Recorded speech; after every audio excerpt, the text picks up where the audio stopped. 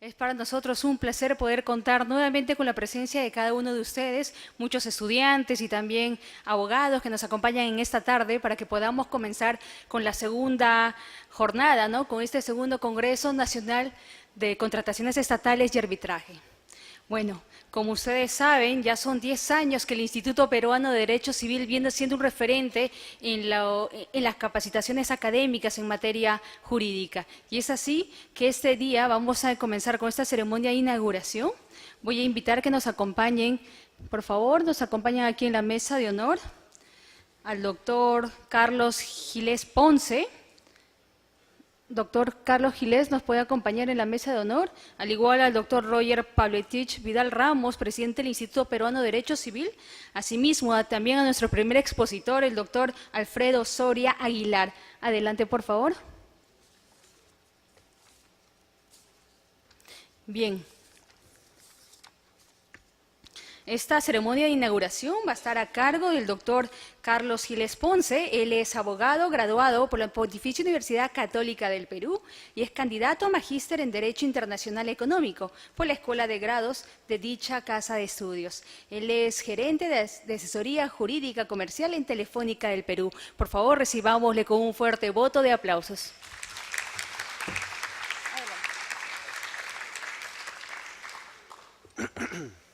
Muchas gracias. Buenas tardes a todos. Muchas gracias por estar aquí. Quiero dirigirme en primer lugar a los organizadores del Instituto Peruano de Derecho Civil, a quienes felicito por la organización de este evento y deseamos, en nombre de Telefónica y en especial del secretario general de la compañía, que lamentablemente en este momento no ha podido acompañarnos, que sea uno más de muchísimos otros eventos, siempre difundiendo la cultura jurídica a lo largo y ancho del país, y que sigan considerando esta como su casa, porque esta es la intención, que este local, este auditorio, sea visto, sea considerado por todos ustedes como algo muy familiar y que lo asocien siempre a eventos de trascendencia jurídica. En este caso nos toca anunciar el inicio de este segundo Congreso Nacional de Contrataciones Estatales y Arbitraje.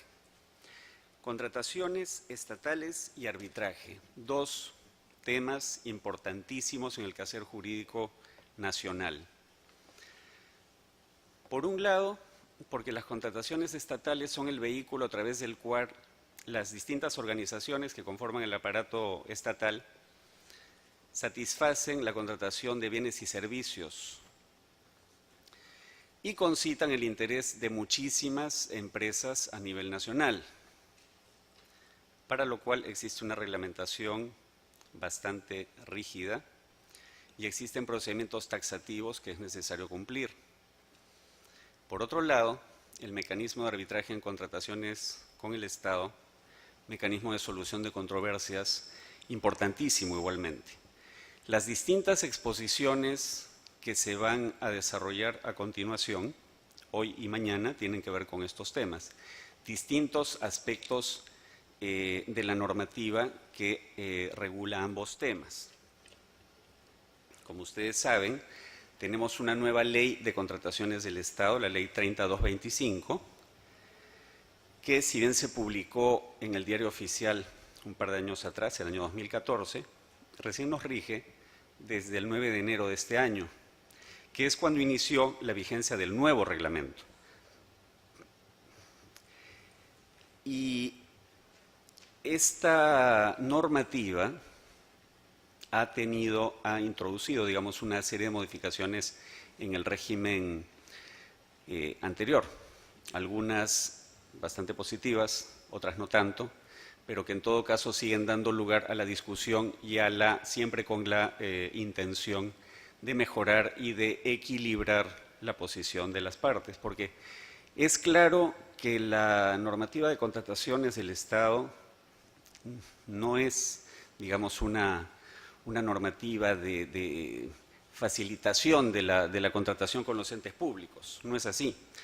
Es una normativa que propende a la transparencia y es una normativa muy rigurosa, porque precisamente de lo que se trata es de que el Estado contrate en las mejores condiciones de eficiencia y transparencia. Una normativa con la que hay que tener muchísimo cuidado, porque para quienes estamos familiarizados con el tema, nos queda claro que nos tenemos que ceñir estrictamente a ella, pero para quienes no han trabajado para el Estado o quienes no conocen esta normativa y están empezando a involucrarse en ella, es importante que tengan en cuenta que en este campo no rige el aforismo que sí rige en derecho civil, en el sentido de que puede hacerse todo lo que la ley no prohíbe de manera expresa. No. En este caso, específicamente, los actores solamente pueden hacer aquello que está regulado en el marco legal, ni más ni menos que eso. Entonces, a tener mucho cuidado con ese enfoque. A lo largo de estos 2 días vamos a escuchar exposiciones sobre temas de particular interés. Entre ellos, el doctor Alfredo Soria tratará sobre la aplicación supletoria de las normas civiles en la contratación pública. Como ustedes saben, existen normas expresas en el reglamento de la vigente Ley de Contrataciones del Estado que posibilitan que, a falta de una disposición expresa en la normativa especial, que es esta, puedan aplicarse otras normas de derecho público o aún normas de derecho civil. Veremos entonces cómo es que debemos enfocar esto para poder tenerlo como un método de interpretación coherente, consistente. Los doctores Jorge Pérez, Benji Espinosa y Huber Guayani participarán en una mesa redonda en la que tratarán lo referido a los delitos en las contrataciones estatales. Y naturalmente el tema de los delitos hay que enfocarlo desde ambas perspectivas, tanto desde la perspectiva del sujeto privado, del postor, como de la entidad pública convocante, de los funcionarios que intervienen a nombre de la entidad pública convocante. En un primer caso podríamos estar hablando, por ejemplo, de la presentación de información falsa en un procedimiento, situación que es sancionada con inhabilitación y que podría llegar al extremo de 5 años de inhabilitación para la empresa infractora, independientemente de la responsabilidad penal que le correspondería a los sujetos, a los funcionarios intervinientes de la empresa privada, ¿no? Por el lado de la empresa, de la entidad pública, podríamos estar hablando de situaciones de colusión, que son reguladas específicamente en la ley y que naturalmente tienen plena relación con el Código Penal en su artículo 384. Veremos también ese tema más en detalle. Los doctores Carlos Castillo y Ricardo Caldas tratarán lo referido a las materias conciliables en contrataciones estatales. Y en cuanto a este aspecto, simplemente recordar que, por ejemplo, el tema de los adicionales, de las prestaciones adicionales, no podría ser objeto de conciliación o arbitraje. Los doctores Joel Chipana, Ricardo Chan y Henry Huanco van a tratar lo referido a los árbitros y el deber de revelación. Este tema especialmente importante a fin de cautelar la necesaria imparcialidad que debe regir las decisiones de los árbitros. El doctor Rodrigo Freitas tratará lo referente a la Dispute Board, es decir, la Junta de Resolución de Disputas en la Contratación Pública, como una nueva figura de solución de controversias específicamente en el campo de la contratación de obras. El doctor Mario Castillo Freire tratará lo referente a las semejanzas y diferencias entre el arbitraje comercial y el de contratación estatal. Y aquí veremos, entre otros aspectos, cómo en el arbitraje de contratación estatal rige el principio de publicidad contra el principio de confidencialidad que rige el arbitraje comercial. Y a partir de ahí veremos naturalmente la influencia de estas situaciones, de estos enfoques, en cuanto a la predictibilidad de las resoluciones. Y como último tema de un recuento que he querido hacer solamente de algunos de los temas que se tratarán, el doctor Jimmy Pisfield tratará lo referido a las modificaciones en la nueva Ley de Contrataciones del Estado, ¿no? Entre cuyos aspectos positivos podríamos mencionar que se ha incluido como sanción la multa, ¿no? Antes, como ustedes recordarán, con la ley anterior, el Decreto Legislativo 1017, no existía la multa como sanción, sino que se partía ya de una inhabilitación, es verdad, de un plazo reducido, pero inhabilitación al fin y al cabo, mientras que ahora tenemos la posibilidad de, contamos con la multa como parte del régimen de sanciones, sin llegar al aspecto drástico de la inhabilitación. Y entre los aspectos negativos podríamos mencionar, por ejemplo, que para la subcontratación se ha reemplazado el principio del silencio administrativo positivo por el silencio administrativo negativo. Y entonces, en ese tipo de situación, cabría preguntarse qué hacer frente a la disyuntiva que se presentaría, ¿no? Estos y otros temas igualmente interesantes son los que tendremos la oportunidad de escuchar esta tarde y el día de mañana.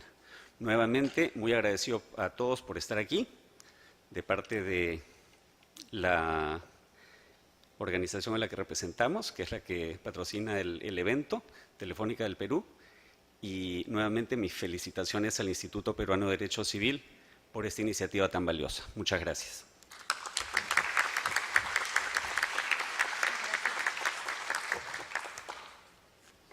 Muchas gracias al doctor Carlos Giles. A continuación vamos a invitar al doctor Roger Vidal Ramos.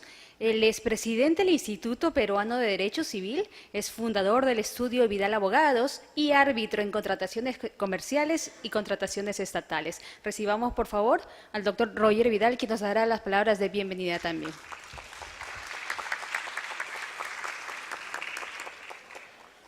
Muy buenas tardes. Primero agradecer a Telefónica del Perú en su persona del doctor Carlos Giles Ponce, saludar a la mesa de honor al doctor Alfredo Soria, al doctor Jorge Pérez.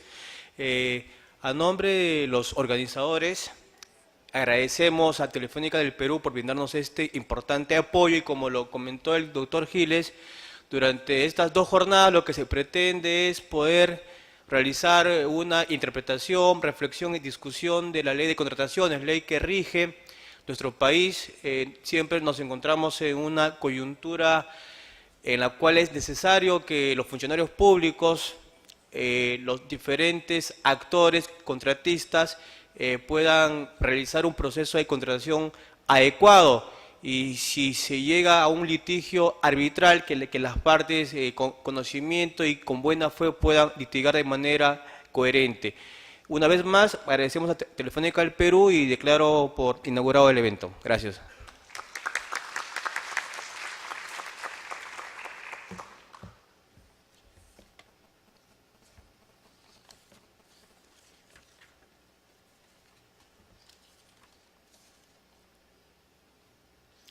Ahora sí, nuestra primera exposición va a ser el tema, la aplicación supletoria de normas civiles en la contratación pública. El siguiente expositor es el doctor Alfredo Soria Aguilar. Él es árbitro del Centro de Arbitraje de la Pontificia Universidad Católica del Perú, es árbitro del Centro de Arbitraje del OCE, profesor de contratos en las Facultades de Derecho de la Pontificia Universidad Católica del Perú, la Universidad Peruana de Ciencias Aplicadas, la Universidad Nacional Mayor de San Marcos y la Universidad del Pacífico. Es egresado de la maestría en Derecho de la Empresa de la Pontificia Universidad Católica del Perú y cuenta con estudios de posgrado en la Universidad de Buenos Aires. Recibamos, por favor, al doctor Alfredo Soria, quien nos va a tratar la aplicación supletoria de normas civiles en la contratación pública.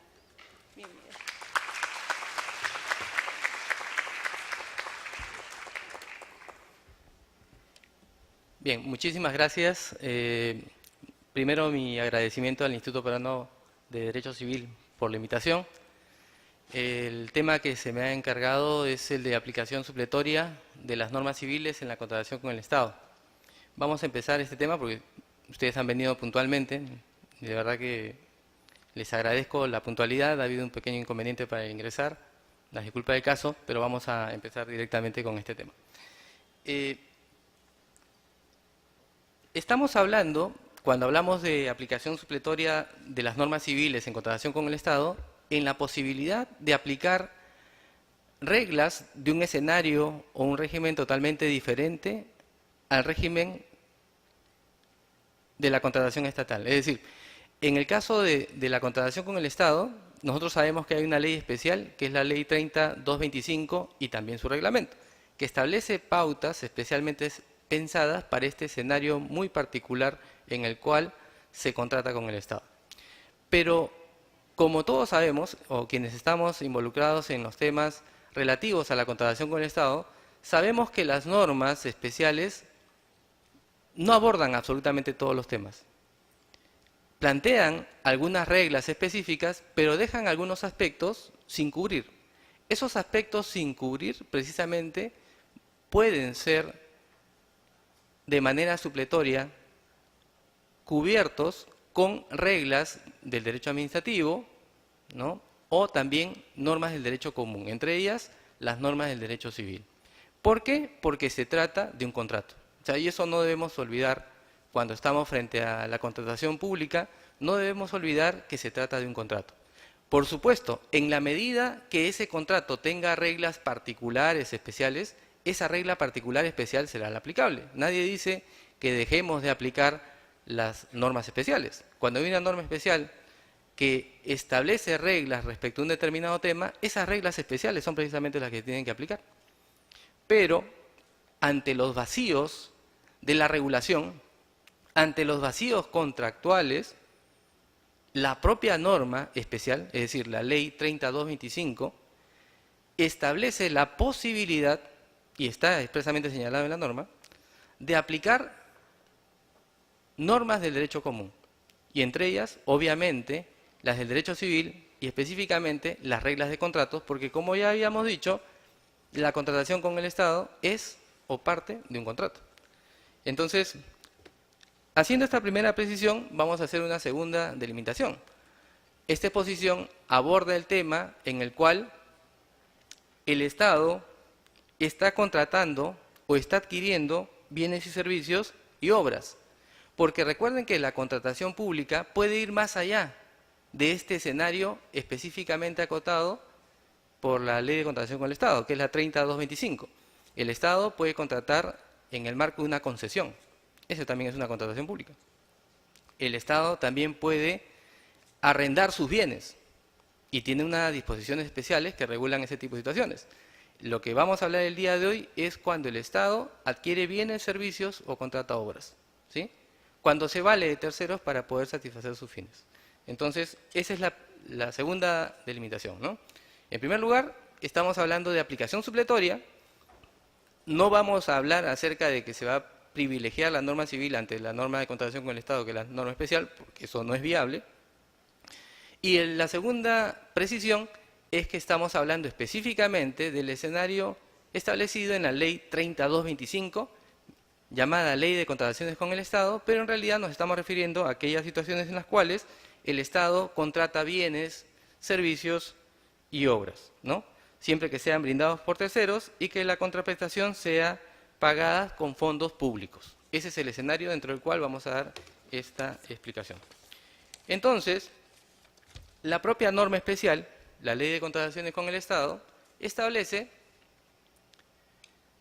que existe una prevalencia, un privilegio, una prioridad en las normas de derecho público sobre aquellas de derecho privado, en cuanto sean aplicables. Es decir, cuando hay una diferencia entre la norma correspondiente al derecho público respecto de una norma de derecho privado, debe darse la prioridad, privilegiarse la norma de derecho público. Eso es lo que nos está diciendo la primera disposición complementaria final de la Ley 30.225. Entonces, esa es una primera premisa. Y para que quede aún mucho más claro, no solamente está en la primera disposición complementaria final de la Ley 30.225, sino que además el legislador, en el artículo 45 de la ley, nos da un orden más específico aún, que es el siguiente. Se establece cuál es el orden en el cual debe aplicarse las normas en el marco de la contratación estatal. Y se señala que en primer lugar debe aplicarse la Constitución, como es evidente, ¿no es cierto? La ley y el reglamento de contrataciones con el Estado en un segundo lugar, en un tercer lugar las normas de derecho público y finalmente, de manera supletoria, finalmente, las normas de derecho privado. ¿Sí? Ese es el orden de prelación establecido por la propia ley de contrataciones con el Estado. Entonces, una primera premisa importante de este artículo 45, la propia ley de contrataciones con el Estado nos dice, nos da cabida a que se apliquen las normas de derecho privado. ¿Sí? Claro, en cuarto lugar, no de manera prevalente, no de manera prioritaria, pero ante los vacíos contractuales que eventualmente pueden haber en cuanto a la regulación especial de la ley de contratación con el Estado, sí podemos, y es más, la ley mismo nos da esa posibilidad, podemos aplicar normas de derecho privado. ¿Sí? Hacemos esta explicación previamente porque cuando alguien ve el título de la ponencia dice, ¿y cómo es eso de que vas a aplicar normas de derecho privado, de derecho común a la contratación con el Estado? Es que sí se puede, las normas lo admiten, pero en algunos escenarios específicos. ¿Sí? Entonces, cierra esa norma, el artículo 45, en su numeral tercero, cierra la norma diciendo que esta disposición es de orden público. ¿Qué cosa quiere decir? Que es imperativo el cumplimiento de este orden o prelación establecido por la propia ley de contratación con el Estado. Fíjense que no es el reglamento, es la propia ley la que señala esto. ¿Sí? Entonces, sin duda, cuando estamos en la fase de ejecución contractual, cuando ya hemos celebrado un contrato, hay temas que la ley especial, la ley de contrataciones con el Estado, la ley 3225, regula expresamente, ¿no? Por ejemplo, el tema de las penalidades por mora, ¿no? En el marco de la ley especial se dice que la penalidad va a aplicar automáticamente. La ley especial, la ley de contrataciones con el Estado, nos dice que basta simplemente la verificación del incumplimiento para que exista la posibilidad de aplicar la penalidad. Recuerden ustedes que la aplicación de penalidades es una potestad, es una facultad, ¿no? Que tiene el acreedor, entre otras alternativas que podría tener el acreedor. Un acreedor ante un incumplimiento contractual puede pedir la ejecución forzada, la resolución del contrato, entre otras posibilidades, aplicar penalidades también. Entonces, si se va a aplicar una penalidad, se puede aplicar esa penalidad de manera automática al incumplimiento. Y por ejemplo aquí vemos que hay una regulación especial que dista de lo que dicen las normas de derecho común. En la norma de contratación con el Estado nos dicen que la mora es automática, porque la penalidad se debe aplicar sin necesidad de requerimiento alguno, sin constitución en mora alguno. Y vemos aquí que hay una diferencia, por ejemplo, con lo que ocurre en el derecho común. En el derecho común no basta simplemente la inejecución de la obligación, sino que conforme al artículo 1333 del Código Civil, la mora, para que exista situación de incumplimiento es necesario la constitución en mora del acreedor. Es decir, la mora no es automática. En nuestro país, en el ámbito civil, la mora necesita que el acreedor requiere el pago. Esto no ocurre en el marco de la contratación con el Estado. En la contratación con el Estado la mora es automática y así lo dice, por ejemplo, en el caso de la aplicación de penalidades, el artículo 133 del reglamento. ¿Sí? Entonces acá vemos, obviamente, que en este escenario no se puede aplicar el Código Civil de que no se ha constituido en mora, no. No podemos aplicar el 373, no. Porque acá la ley especial nos está diciendo algo totalmente diferente. La ley especial nos dice que la mora es automática, ¿sí? De manera indirecta, ¿no? Al señalar que la penalidad puede aplicarse automáticamente, está diciendo que ante la mera verificación del incumplimiento, está señalando la norma especial que no es necesario que se constituya en mora. Entonces vemos que hay dos reglas que distan una de otra. La ley de contratación con el Estado te dice que automáticamente y la norma del derecho común te dice que es necesario intimar, constituir en mora, exigir el pago al deudor. Dos normas totalmente diferentes. ¿Cuál debemos privilegiar? Ya hemos visto la ley de contrataciones con el Estado de acuerdo al orden de prelación que se señala en la propia norma. Lo mismo ocurre, por ejemplo, respecto de la modificación de los contratos. Respecto a la modificación de los contratos, la ley especial de contrataciones con el Estado nos dice que se puede modificar un contrato sin duda. Hemos celebrado un contrato con el Estado, ojo, no es estático. La ley admite la posibilidad de modificar un contrato. Por ejemplo, solicitando prestaciones adicionales, solicitando reducción, ampliación de plazo, etcétera. Pero son supuestos expresamente señalados por la norma. No es que el día de hoy algún funcionario del Estado se le ocurrió modificar el contrato y lo modifica porque quiere. No, en el ámbito privado se puede hacer. En el ámbito de la contratación con el Estado no se puede modificar un contrato salvo que estemos en alguno de los supuestos expresamente considerados por la norma. Entonces la Ley Especial de Contrataciones con el Estado nos dice, sí se puede modificar el contrato, pero en algunos supuestos específicamente señalados por la propia normativa. ¿Sí? Entonces la premisa en el marco de la contratación estatal es que se puede modificar un contrato, sin duda, pero tiene que estar en algunos de los supuestos contemplado para dichos efectos. En cambio, en el caso de la contratación privada, las partes son libres de modificar el contrato cuando quieran. No es necesario que la ley te lo permita. En el ámbito privado, todo lo que no está prohibido está permitido. Eso no ocurre en el marco de la contratación estatal. Estamos viendo que en el marco de la contratación con el Estado se puede modificar el contrato única y exclusivamente en aquellos escenarios expresamente establecidos por la normativa. Nuevamente, una diferencia entre la legislación especial de contratación con el Estado respecto de lo que son las normas civiles. Totalmente distintos los razonamientos. ¿Cuál debemos aplicar? La ley especial, la ley de contrataciones con el Estado. Y lo mismo ocurre en el caso de procedimiento resolutorio. En el marco de un contrato con el Estado no es que se pueda resolver como uno quiera. La ley establece un procedimiento, ¿sí? Y ese procedimiento está expresamente señalado en el reglamento en el artículo 136. Ese procedimiento implica el otorgarle un plazo para que se subsane, como regla general, ¿sí?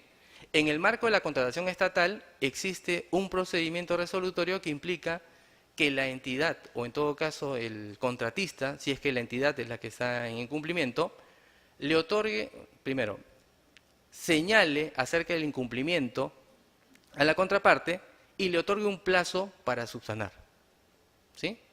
Entonces, hay un procedimiento que implica como regla general la subsanación. La excepción a esa regla es la posibilidad de resolver automáticamente cuando se ha superado el monto, el porcentaje máximo de penalidades aplicables. Y eso ocurre cuando se excede el 10% de las penalidades por mora o el 10% de otras penalidades. Entonces, en ese escenario excepcional, se puede resolver el contrato sin necesidad de pedir subsanación. ¿Cuál es ese escenario de la ley de contratación con el Estado? El escenario en el cual se ha superado el 10% de las penalidades por mora o por otras penalidades, que se computan de manera independiente. Pero la regla general, la mayoría de casos, se puede resolver el contrato única y exclusivamente otorgando un plazo para subsanar, y si es que vencido ese plazo no se subsana, el contrato podrá ser resuelto por la entidad. Es lo que dice la ley de contratación con el Estado. ¿Qué ocurre en el marco de la contratación civil? ¿Qué ocurre bajo el ámbito de las normas privadas? Existen en el marco de la resolución extrajudicial la posibilidad de pactar causales de resolución de pleno derecho conforme al artículo 1430, en las cuales simplemente, verificado el incumplimiento, por potestad del acreedor, puede dejarse sin efecto el contrato de manera automática, sin necesidad de dar plazo de subsanación. Ese es el escenario que plantea en el marco del derecho civil el 1430. Pero la regla general también, en el marco del derecho civil, es que se otorgue un plazo para subsanar, y ese es el escenario de la resolución por intimación, señalado en el artículo 1429 del Código Civil, ¿sí? Entonces, en el caso específico de la contratación privada, se puede pactar un procedimiento resolutorio en el cual no se otorgue plazo para subsanar. Es el escenario de la resolución de pleno derecho conforme al 1430. En el marco de la contratación con el Estado no hay esa posibilidad. En el marco de la contratación con el Estado se establecen que hay que otorgar un plazo para subsanar, salvo el caso excepcional de haberse superado el porcentaje máximo de penalidades aplicables, y en ese caso sí se puede resolver sin necesidad de dar aviso para que se subsane, ¿no? Pero ese escenario es excepcional, pero también está recogido expresamente por la norma, ¿sí? Es decir, No se puede pactar que haya resoluciones automáticas. ¿Sí? Entonces, nuevamente, dos escenarios totalmente diferentes, opuestos. ¿Cuál debe primar? El escenario especial. La ley de contrataciones con el Estado te establece ese procedimiento resolutorio y debe seguirse estrictamente para que se resuelva adecuadamente un contrato.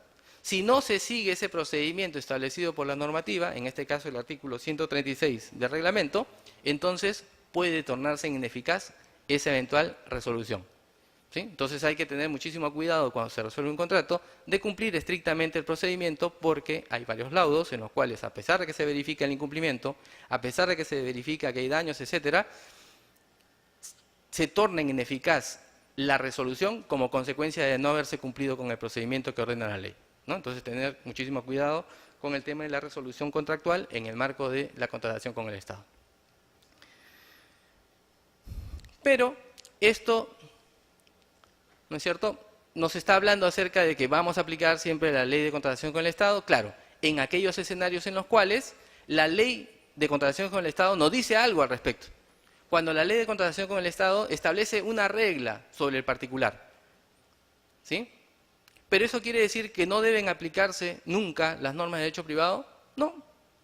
Estamos frente a una realidad que es que estamos frente a un contrato, ¿no? Estamos frente a relaciones contractuales.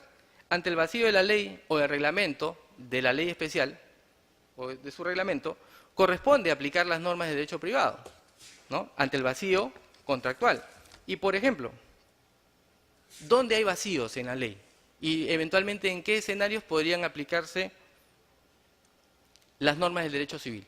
Por ejemplo, la ley de contrataciones con el Estado respecto a las penalidades señalan que las penalidades no se aplican de manera objetiva. ¿A qué me refiero? Que no basta simplemente la verificación del incumplimiento para que automáticamente aplique la penalidad sin evaluar el tema del elemento subjetivo o imputabilidad.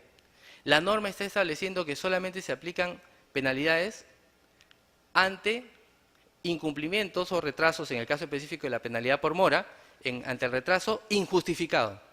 La pregunta es, ¿qué es justificado o qué es injustificado? Depende de si es imputable o no al deudor de la obligación, ¿no es cierto? Es decir, en este caso el término injustificado se va a poder complementar, se va a poder aplicar de manera supletoria las disposiciones y el razonamiento del ámbito de las normas del derecho común. Se puede aplicar en este caso como injustificado a lo que en el derecho común se conoce como imputabilidad.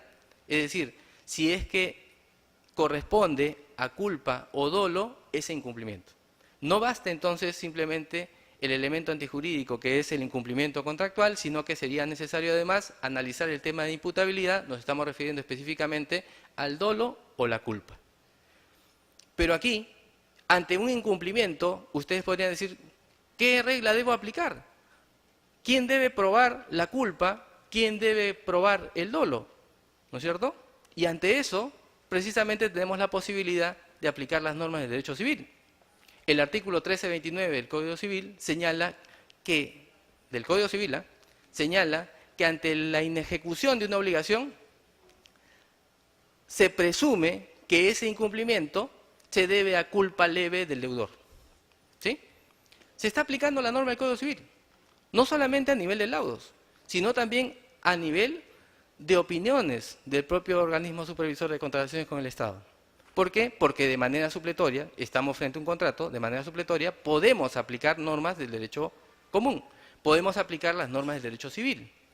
Y en este caso, el tema de injustificado tiene que ver con una noción civil que nosotros entendemos o conocemos como imputabilidad y tiene que ver con la aplicación de presunciones, como establece el Código Civil, en el caso del artículo 1329, en las cuales se establece en la norma del Código Civil que se presume que hay culpa leve del deudor ante la inejecución o incumplimiento del deudor. ¿Sí?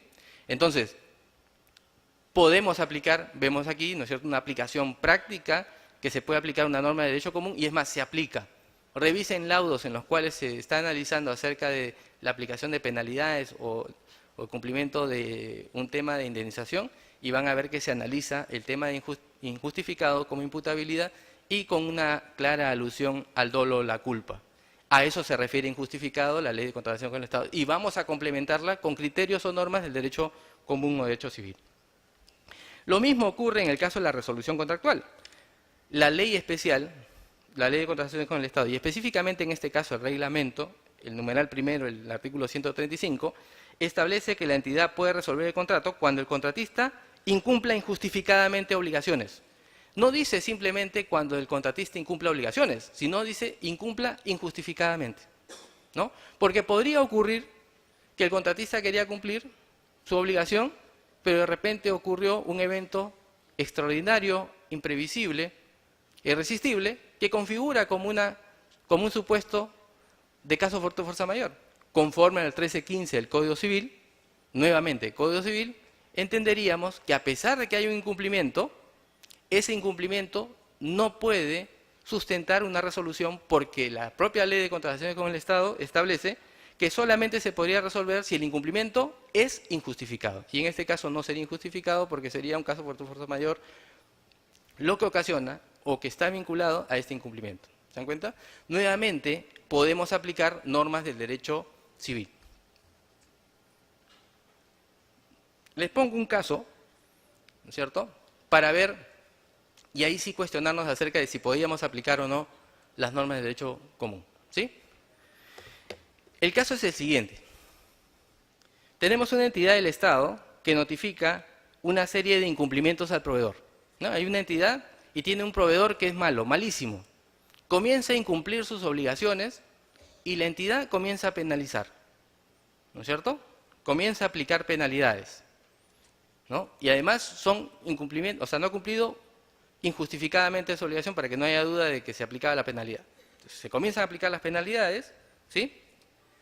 Y los incumplimientos se mantienen y se siguen aplicando penalidades. Mes a mes siguen aplicando penalidades, ¿no es cierto? Entonces, en esta situación de incumplimiento permanente por parte del proveedor, ¿no?, porque fallaba en una cosa y otra cosa,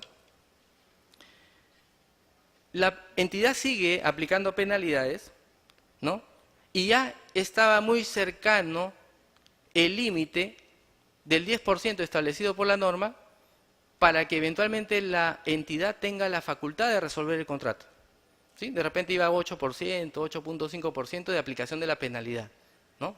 8,5%, perdón, el límite es 10% del monto total del contrato, ¿sí?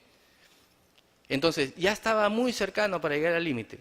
Viendo el proveedor que era casi inminente que la entidad le iba a resolver el contrato, en un contexto en el cual la entidad le falla con uno de los pagos, el proveedor lo que hace es, le envía una carta a la entidad diciéndole como no le ha pagado, ¿no?, le quiere resolver el contrato. Y para eso cumple el procedimiento.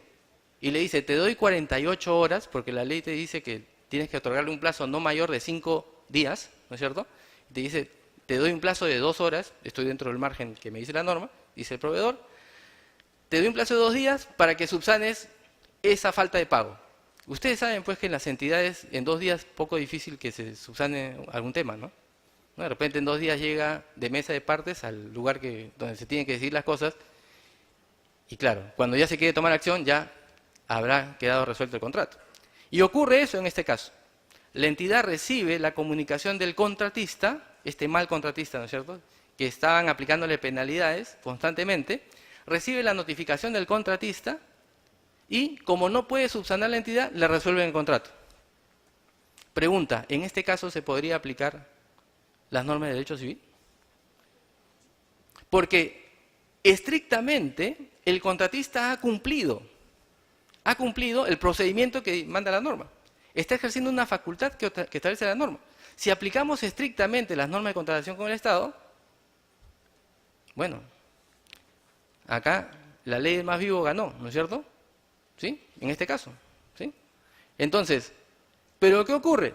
En el ámbito del derecho privado te dicen que los contratos se ejecutan de buena fe, ¿sí?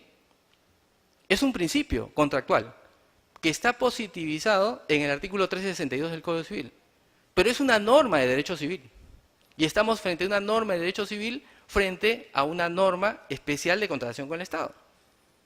Si es esa la norma que tenemos que aplicar, o eventualmente norma contra norma, ahí lamentablemente tendrá que ganar el más vivo, ¿no es cierto? De acuerdo a lo que acabamos de ver, porque es de aplicación imperativa, obligatoria, es lo que acabamos de decir, ¿sí?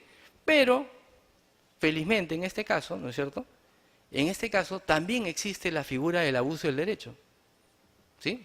Lo que ocurre es que, sin duda, el contratista tendría eventualmente derecho a resolver el contrato, pero está haciendo un ejercicio abusivo de su derecho en la medida de que él también está en una situación de incumplimiento. En el ámbito de la buena fe, ¿no es cierto?, en el ámbito de los contratos y de los principios contractuales, quien está en situación de incumplimiento no puede resolver el contrato a su contraparte. Por eso se habla de que solamente puede resolver la parte fiel. Pero nuevamente, criterio civil, ¿no es cierto? Ya.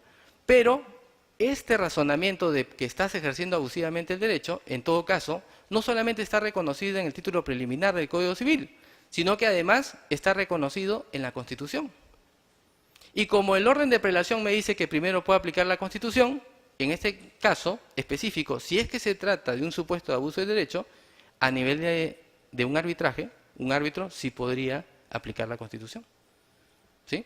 Seguramente el funcionario, en aplicación del principio de legalidad, no podrá dejar de aplicar el criterio que manda la norma, ¿no es cierto? No podrá hacer nada.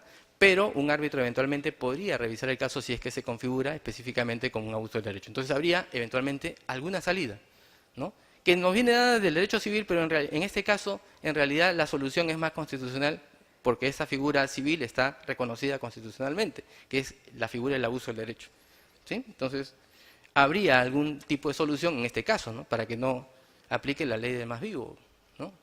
O en todo caso, quien quiere ejecutar un contrato en contra del principio de buena fe, ¿no? Y para que no vean que es un ejemplo aislado, otro ejemplo. Supongamos que estamos en un caso en el cual hay un contratista que presenta su liquidación, se trata de una obra, ¿sí? Lo que nos dice la ley especial es que cuando el contratista presenta su liquidación, la entidad tiene un plazo para observar esa liquidación, ¿sí? Y lo que ocurre es que la norma dice también que si en caso no se observa o se manifiesta ningún tipo de observación respecto de la liquidación que ha sido presentada por el contratista, se entiende aceptada, ¿sí? Es decir, la norma está estableciendo una consecuencia jurídica que es la liquidación que se presenta se entiende aceptada si es que la entidad no dice nada respecto a la liquidación que presenta el contratista, ¿sí? El caso que les propongo es el siguiente. ¿Qué pasa si una entidad no se pronuncia sobre la liquidación y el contratista ha presentado una liquidación que es muy, pero muy superior al monto total adjudicado o contratado? Supongamos que presenta una liquidación que es de 2, 3 o 4 veces el monto del contrato. Porque lo dice la ley, ¿deberíamos aplicar? ¿Se dan cuenta? ¿Sí? En este caso, si tratamos de aplicar el principio de buena fe, alguien dirá, no, pues estás aplicando norma civil, debe privilegiarse la ley de contratación con el Estado. Pero nuevamente, aquí la figura del abuso del derecho podría nuevamente aplicarse. Es una salida del derecho civil que está consagrada constitucionalmente y eventualmente puede ser una alternativa o salida en estos casos. No digo que para todos los casos podamos inaplicar la ley de contratación con el Estado. Casos como estos en los cuales pueden ser flagrantemente inadecuado, indebido, injusto aplicar la norma especial, eventualmente tendríamos esa figura para poder proponerla en una sede arbitral, ¿no? Entonces vemos que sí podemos aplicar normas o criterios del derecho civil en el caso del marco de la contratación con el Estado de manera supletoria y en algunos casos a través de figuras inclusive consagradas constitucionalmente como es la del abuso del derecho, ¿no? Y finalmente, por ejemplo, otro tema recurrente en el cual normalmente se aplican normas o criterios del derecho común es cuando alguien pide indemnización, ¿no? Vamos a pasar esto porque estamos ya con el tiempo. No quiero que me pongan tarjeta roja. Ya. Entonces, otro tema recurrente en el cual siempre se aplican normas de derecho civil o criterios de derecho civil, que es la responsabilidad por daños y perjuicios. La ley de contratación con el Estado establece que ante incumplimientos, el contratista o la entidad eventualmente tiene que resarcir los daños y perjuicios que correspondan. Eso es lo único que dice la ley especial. No dice nada más. No dice más. Revisen si quieren la ley de contratación del Estado. No dice más. Entonces, ¿cuándo debo indemnizar? ¿Cómo debo indemnizar? ¿Qué criterios debo establecer para indemnizar? Los daños, todos los daños que sean consecuencia inmediata y directa, como dice el artículo 321, ¿qué daños? Todo este tema relacionado a la indemnización por daños y perjuicios, necesitamos aplicar normas del derecho civil y criterios del derecho común. ¿Sí? Como por ejemplo, ¿no? ¿En qué supuestos se debe indemnizar? Cuando se presentan 4 presupuestos: la antijuricidad, la imputabilidad, el daño y el nexo causal. Revisen cualquier laudo arbitral en tema de contratación con el Estado y van a plantear exactamente lo mismo. Algunos dicen elementos, otros dicen presupuestos, etcétera, pero los 4 elementos están. ¿Sí? Se tiene que analizar esto, y esto viene del derecho común. Oye, pero estamos en contratación con el Estado. Sí, pero de manera supletoria, como la ley especial no dice nada acerca de este tema, tengo que valerme de las normas del derecho común, de las disposiciones y criterios del derecho común para poder dar solución a este tema. Entonces, en este caso, también se muestra de manera constante la aplicación de disposiciones de derecho común, el derecho civil, para el caso específico de la indemnización por daños y perjuicios, ¿no? Entonces, por ejemplo, cuando se tiene que indemnizar, tiene que haber un elemento antijurídico que en el marco de los contratos es el incumplimiento contractual, que como hemos dicho en el marco de la contratación con el Estado es automático. No es necesario constituir en mora al deudor, no. El 1333 del Código Civil no aplica en el caso de la contratación con el Estado. Basta la verificación del incumplimiento para que esté en incumplimiento. El tema de imputabilidad, ya, el proveedor incumplió. Se presume que existe culpa leve del deudor, es decir, del proveedor, conforme al artículo 1329 del Código Civil, nuevamente aplicando criterios del Código Civil. Tiene que haber daños, no hipotéticos, no potenciales, daños ciertos y probados, criterio también del ámbito del derecho civil. ¿Qué daños debo indemnizar? Todos, a ver, un momentito. Vamos a recurrir en ese caso al artículo 1321 del Código Civil, que dice que se deben indemnizar todos aquellos daños que sean consecuencia inmediata y directa, como regla general. Primer párrafo del artículo 1321 del Código Civil. ¿Sí? Nuevamente estamos aplicando criterios del Código Civil. Y además tiene que haber nexo causal. ¿Qué cosa es el nexo causal? Algo muy sencillo. La relación que existe ante el incumplimiento y los daños ocasionados por ese incumplimiento. ¿Sí? Entonces vemos, y se están dando cuenta, que las normas o disposiciones aplicables del derecho civil, aplicables a la contratación con el Estado, nos plantea una serie bastante grande y variada de supuestos. No es como de repente algunos piensan que en el marco de la contratación con el Estado es algo poco probable que podamos aplicar normas del derecho civil. No, más bien lo contrario. Hay muchos escenarios, porque se trata de un contrato, hay muchos escenarios en los cuales vamos a necesitar complementar las disposiciones del derecho público, en este caso la ley de contratación con el Estado, la vamos a necesitar complementar con disposiciones del derecho común, en específico las normas del Código Civil. Y eso es lo que quería traer a este foro.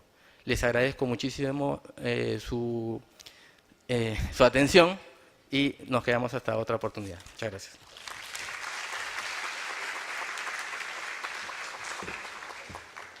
Muchas gracias al doctor Alfredo Soria. Voy a invitar rápidamente al doctor Jorge Pérez. Por favor, puede hacer la entrega del respectivo certificado por haber participado en calidad de ponente al doctor Alfredo Soria. Doctor, nos ponemos en la parte de adelante para hacerle la entrega del respectivo certificado.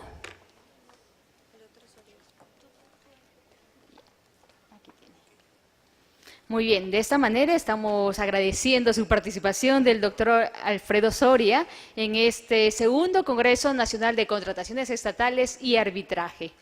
Muchas gracias.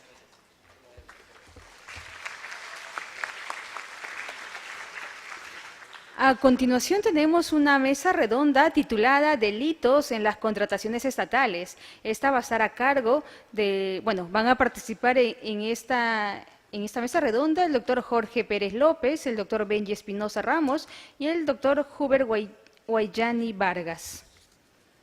El doctor Jorge Pérez López es abogado por la Pontificia por la Universidad de San Martín de Porres, con maestría en Ciencias Penales por la misma universidad.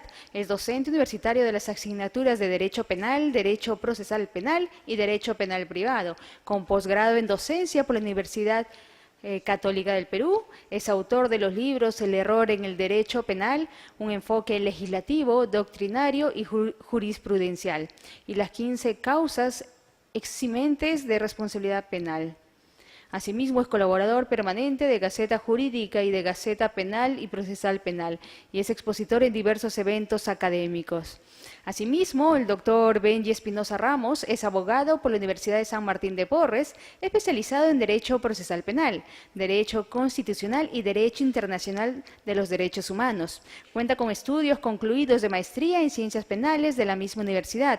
En el plano docente, actualmente es profesor de la Facultad de Derecho de la Universidad de San Martín de Porres en las asignaturas de Derecho Procesal Penal 1, Derecho Procesal Penal 2 y Derecho Procesal Penal Comparado. También es profesor en la Pontificia Universidad Católica del Perú y Universidad Continental. Por su parte, el doctor Huber Guayani Vargas es abogado, magíster en Derecho Penal por la Pontificia Universidad Católica del Perú, con posgrado en Técnica Probatoria en la Universidad Privada San Martín de Porres, con estudios de especialización en Derecho Procesal Penal de la Universidad Alberto Hurtado de Chile. Ha sido abogado de la Secretaría Técnica de Implementación del nuevo Código Procesal Penal del Ministerio de Justicia en el año 2011. Ha sido abogado consultor de la Procuraduría Pública Especializada en Delitos de Corrupción de Funcionarios en el año 2012 y 2013. Es docente también en los cursos de Derecho Procesal Penal en la Universidad de San Juan Bautista y capacitador permanente en temas relacionados al Derecho Penal y Derecho Procesal Penal. Recibamos, por favor, a estos 3 doctores que nos van a acompañar en esta mesa redonda.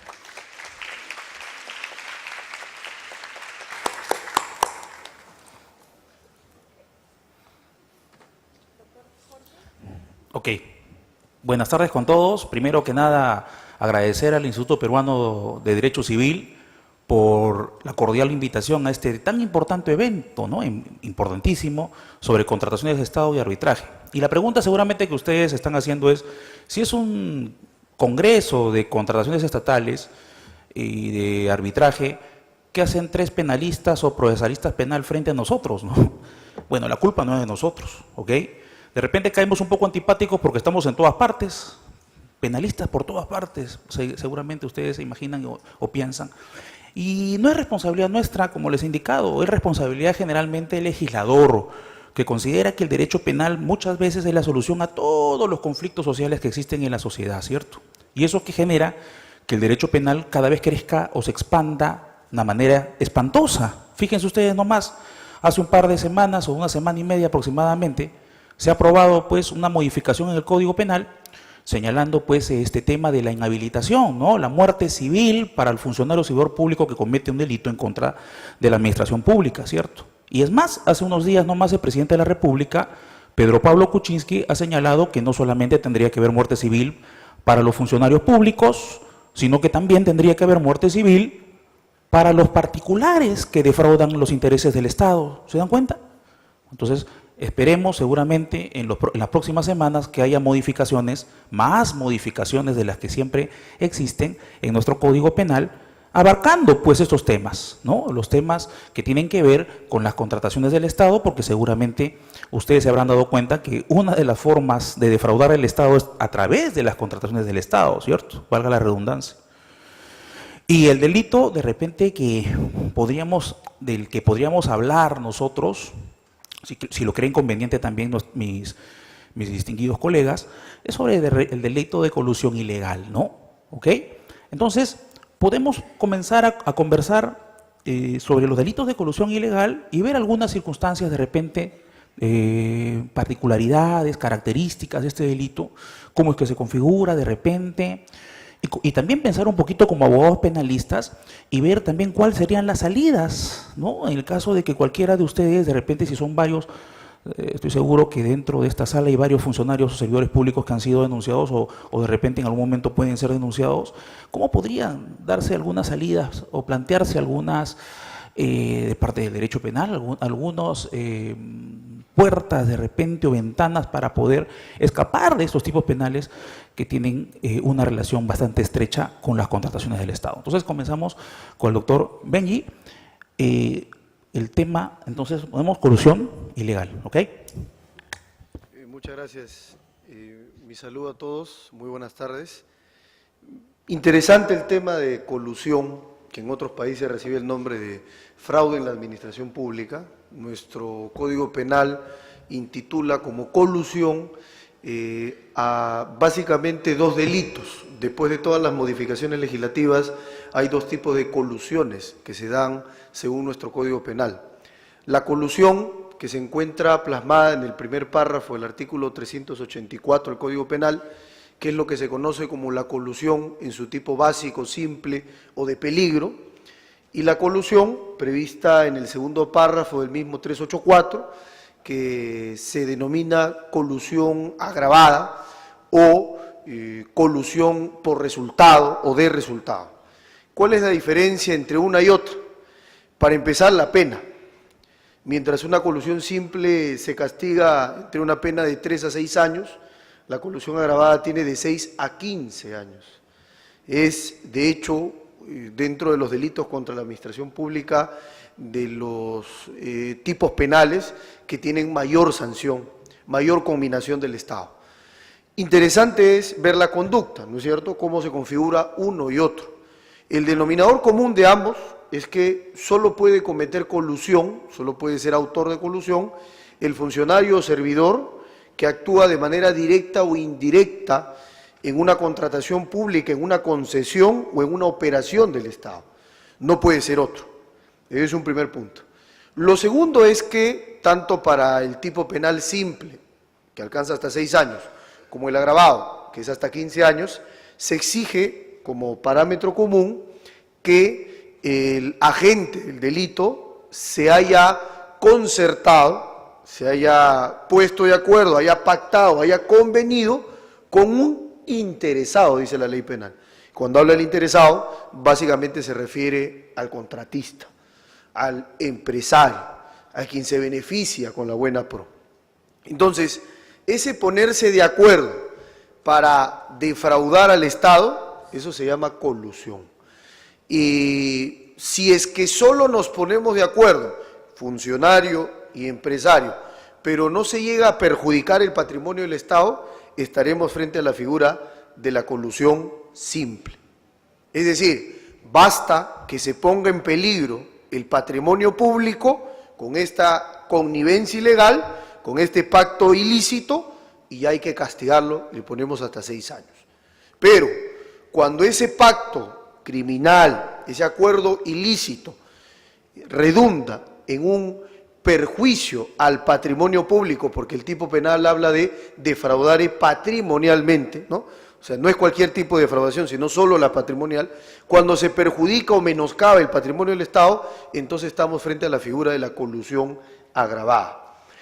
Esa diferenciación es importante porque, por ejemplo, hay dos casos emblemáticos que les puede interesar al público hoy en el sistema de justicia penal, que se refiere al tema de la colusión y los procesos arbitrales.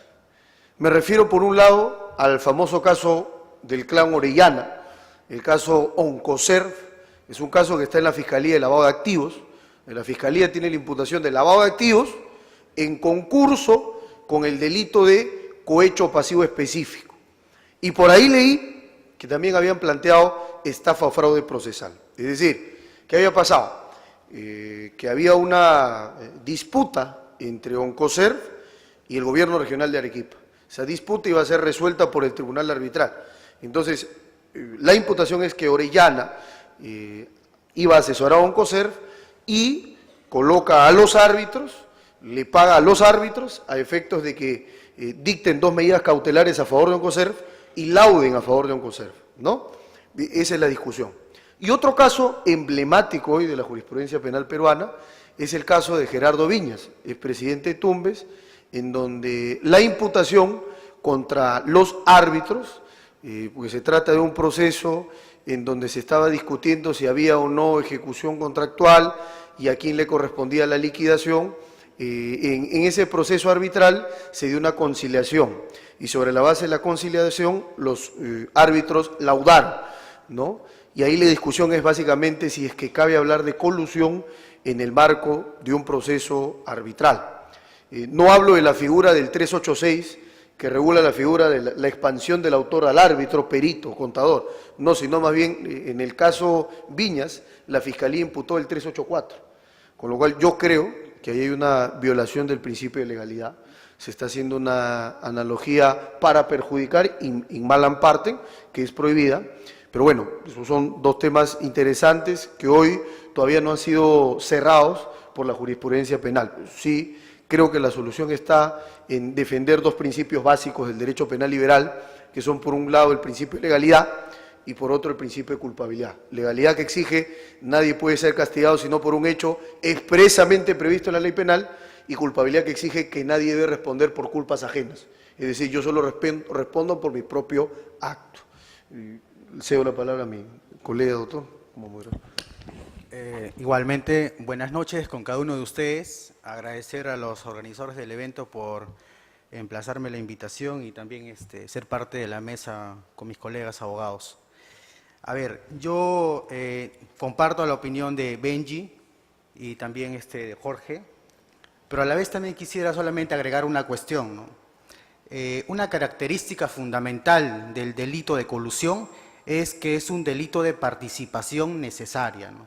O sea, es un delito de carácter bilateral, porque existe probablemente el encuentro de dos intereses, el interés del privado, que en este caso sería el empresario, por ganarse la buena pro, y además el interés de ¿quién? Del funcionario público, que vulnera, ¿no? Que vulnera sus funciones como funcionario público. Entonces, eso es la característica fundamental del delito de colusión, ¿no? Que es un delito de carácter bilateral, a diferencia del delito de negociación incompatible. En el delito de negociación incompatible es un delito de carácter unilateral, es un delito en el que solamente el funcionario público se interesa para favorecer para sí o para un tercero. Pero en cambio, en el delito de colusión es un delito de participación necesaria. Pero la participación necesaria en el derecho penal tiene dos características. Una participación denominada delito de encuentro y otra característica que se llama delito de convergencia. Los delitos de convergencia solamente son los delitos de asociación ilícita para delinquir. ¿Por qué? Porque todas las personas que son parte de la asociación ilícita están buscando una finalidad en común. En cambio, en el delito de encuentro, cada uno está buscando una propia finalidad. El funcionario público enriquecerse probablemente con ese proceso de contratación y por otra parte el privado que quiere ganar esa buena pro y también beneficiarse económicamente por ese presupuesto.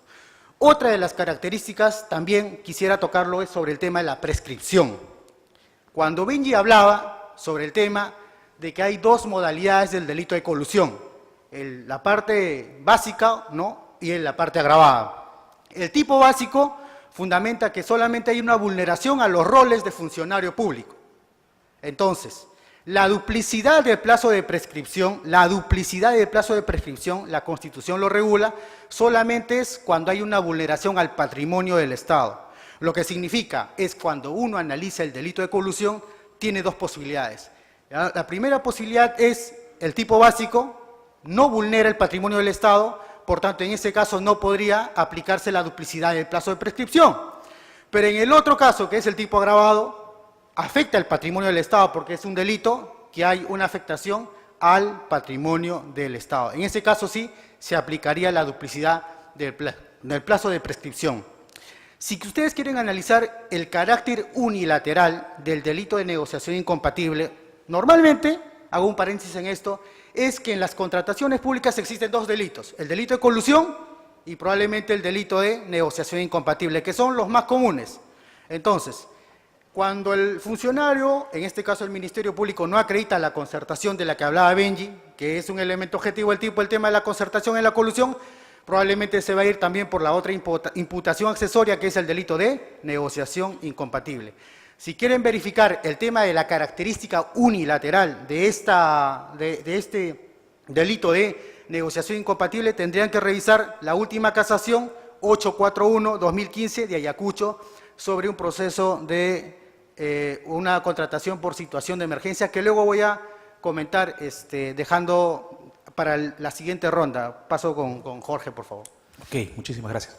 Fíjense, otra característica que tiene el delito de colusión, por ejemplo, muy interesante, lo indicaba Benji, ¿no? La característica del tipo penal exige una concertación entre el funcionario servidor público y un particular, en detrimento del Estado, en perjuicio del Estado, ¿cierto?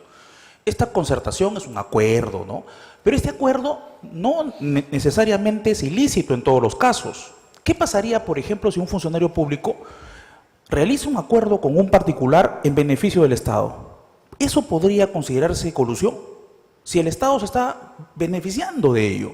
Fíjense, hay un caso muy interesante que ocurrió en la década de los 90, ¿no? Un asesor presidencial fue hasta la firma Boeing, empresa de venta de aviones, con la finalidad de comprar un avión para el presidente, un avión presidencial, fíjense ustedes.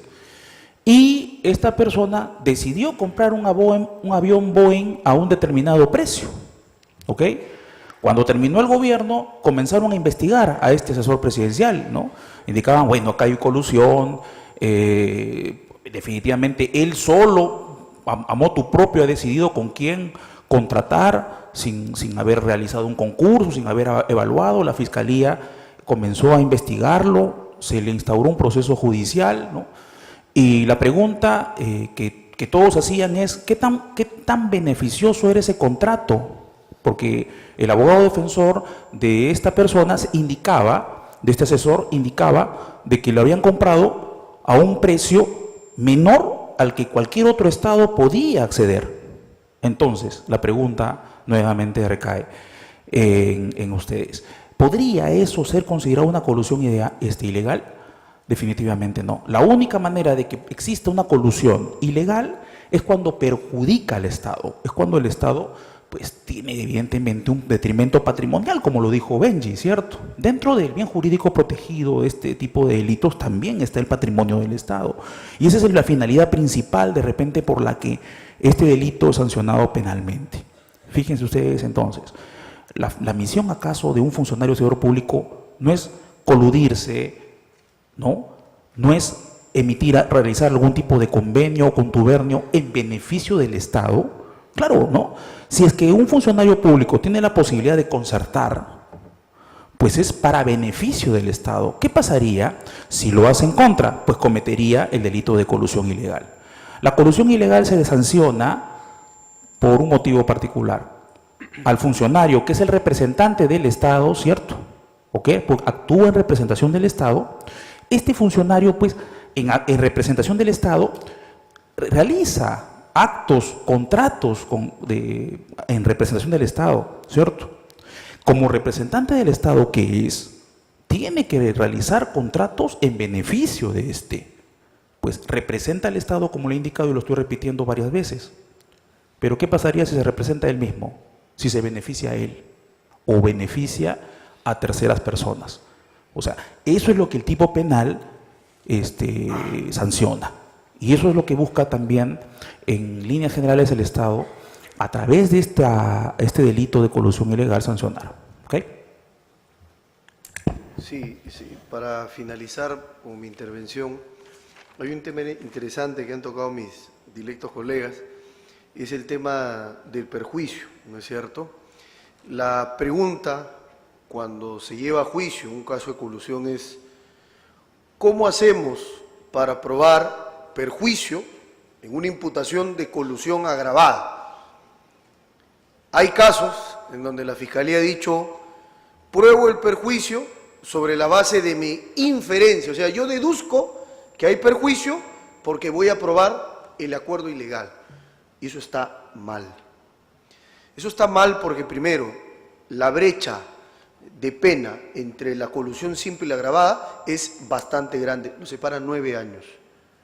Si el legislador hubiese querido que se pruebe, ¿no?, el perjuicio tan solo con el acuerdo, entonces no hubiese hecho esta separación que es producto de una demanda de inconstitucionalidad, por cierto. Esa separación de que en la colusión simple no necesita probar perjuicio, en la agravada sí. 2. Se necesita probar a través de una pericia el perjuicio necesariamente, porque siguiendo a un profesor que sabe bastante de derecho probatorio, el profesor Miquel Tarufo dice que para cada tipo de hecho hay un tipo de prueba. Y para este hecho, perjuicio, detrimento patrimonial, el medio probatorio idóneo, conducente, es necesariamente la pericia. Por último, lo que yo noto en las imputaciones de colusión es el estado lamentable en que nos encontramos en el derecho penal peruano. Cuando hay un resultado escandaloso, basta para perseguir a todos. Entonces la Contraloría pone un informe y dice, el Estado ha perdido tanto. Y a todos los funcionarios que están en el gobierno regional, en la municipalidad, a todos se les investiga, a todos se les lleva a juicio y a veces hasta se les condena.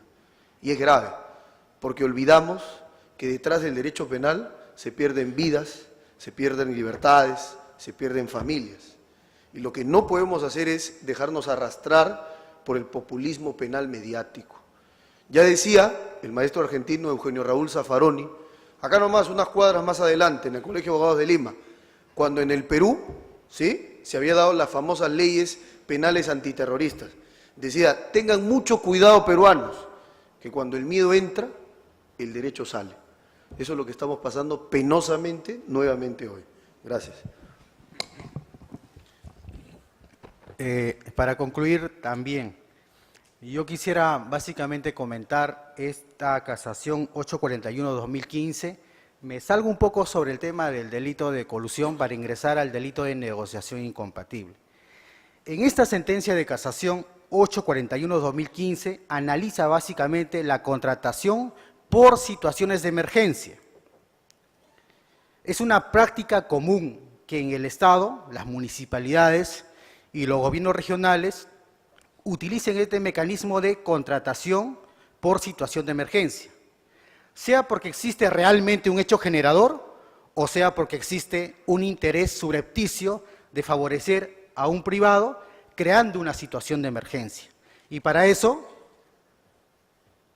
obviamente, quien tendría que investigar sería el fiscal para buscar si en esa contratación por situación de emergencia hubo un interés diferente al interés estatal, al interés público, un interés privado. En esta sentencia de casación, la Corte Suprema estableció de que todas las contrataciones por situación de emergencia tienen defectos administrativos. Al tener esos defectos administrativos, son pasibles de regularización. Y como consecuencia de esa regularización, no son perseguibles penalmente. Eso dice la casación. La pregunta es, ¿en qué situaciones de contratación por emergencia sí son perseguibles penalmente? Para eso, indudablemente, tendría que verse ese interés privado, buscarse ese interés privado. Yo hablaba con una colega especialista en contrataciones del Estado y me decía de que esta característica de regularización o de defectos administrativos no puede entenderse, por ejemplo, porque se consignó mal el nombre de la persona que ha sido otorgada por la Buena Pro, o por ejemplo, se entregó o se realizó, se celebró el contrato en otra fecha que no debió ser. Eso podría quizá regularizarse, es un defecto administrativo. Pero por toda situación de defecto administrativo no puede entenderse que existe impunidad. ¿Por qué? Porque, por ejemplo, en este caso en particular, se había creado una situación de emergencia porque probablemente las lluvias en Ayacucho, esta es una sentencia de Ayacucho, en una situación de emergencia por las lluvias en Ayacucho, el Estado, bueno, el gobierno regional de Ayacucho realizó compra de tractores por 21 millones de soles. Esta compra de tractores tenía la finalidad de solamente contrarrestar la hierba mala, que ellos le denominan el quicuyo.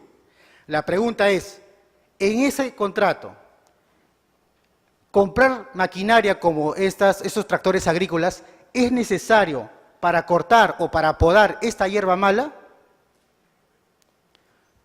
Hay elementos fundamentales en la contratación por emergencia. Por ejemplo, el hecho generador.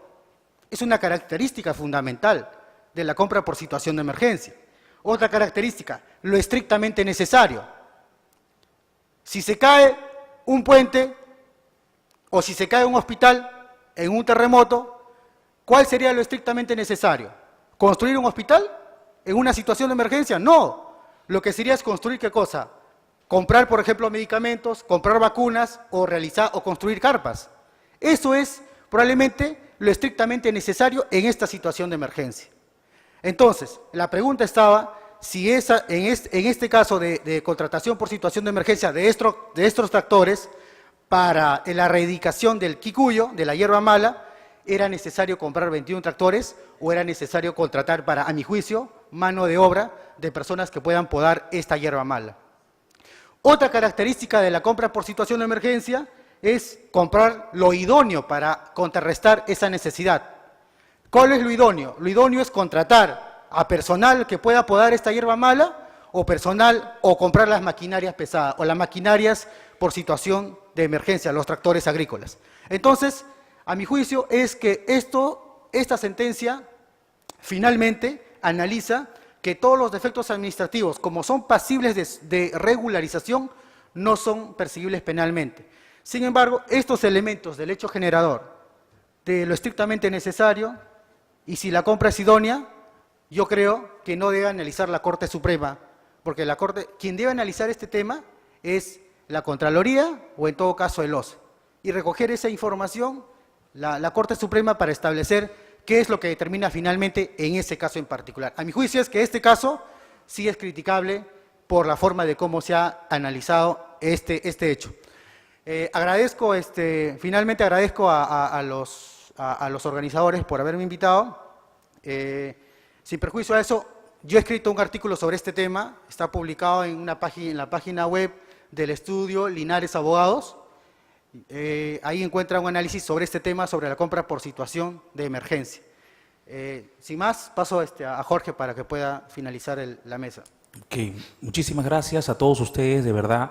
Agradecer nuevamente al Instituto Peruano de Derecho Civil, de verdad, y para mí de verdad es un placer estar al lado de Benji, que es un abogado que tiene una proyección muy grande en el ámbito del derecho penal y procesal penal sobre todo, y también al lado de Huber, que lo mismo, ¿no? Una proyección bastante grande, un placer bastante, para mí un placer muy grande, de verdad. Y un placer también estar frente a ustedes. Muchísimas gracias por su atención y será para otra oportunidad.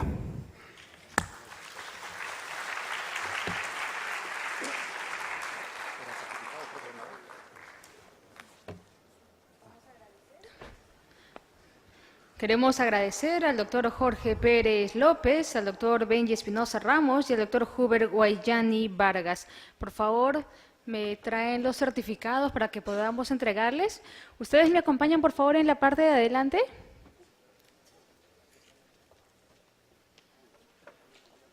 Vamos a hacer la entrega del respectivo certificado de participación a los doctores por haber participado en este segundo Congreso Nacional de Contrataciones Estatales y Arbitraje.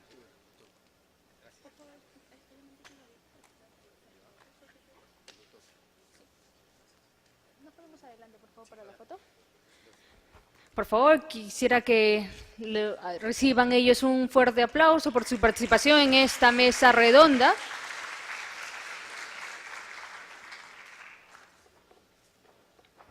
Muchas gracias. A continuación vamos a invitar al doctor Víctor Velázquez Vera. Él nos va a tratar el tema adicionales y bolsa de metrados en los contratos a precios unitarios. El doctor Víctor Velázquez Vera es asociado principal del estudio Pizarro, Boto y Escobar Abogados. Es abogado de la Pontificia Universidad Católica del Perú. Es profesor de la Escuela de Posgrado de la Universidad Peruana de Ciencias Aplicadas, a cargo de los cursos Aspectos Normativos y Solución de Controversias en Proyectos Viales. y también el curso Administración Legal de Contratos de Ingeniería y Construcción. Recibamos por favor al siguiente expositor, el doctor Víctor Velázquez Vera, quien nos va a tratar el tema adicionales y bolsa de metrados en los contratos a precios unitarios. Adelante, doctor.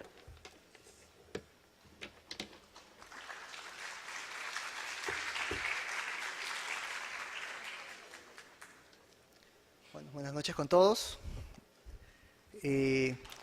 Vamos a tratar de ser bastante didácticos en lo que respecta a este tema. Es un tema bastante técnico, que se trata de adicionales de obra y bolsa de metrados, ¿no? Bolsa de metrados es un concepto que lo conocen bastante bien los contratistas, ¿no?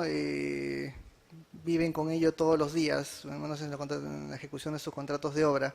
Y es un tema bastante polémico, porque está vinculado a la ejecución de adicionales, está vinculado a la aprobación de adicionales, está vinculado a eventuales paralizaciones de obra hasta que no se aprueben estos adicionales. Entonces, es un concepto que no está definido en la Ley de Contrataciones del Estado, sin embargo, es bastante recurrente en la ejecución de los contratos de obra, ¿no?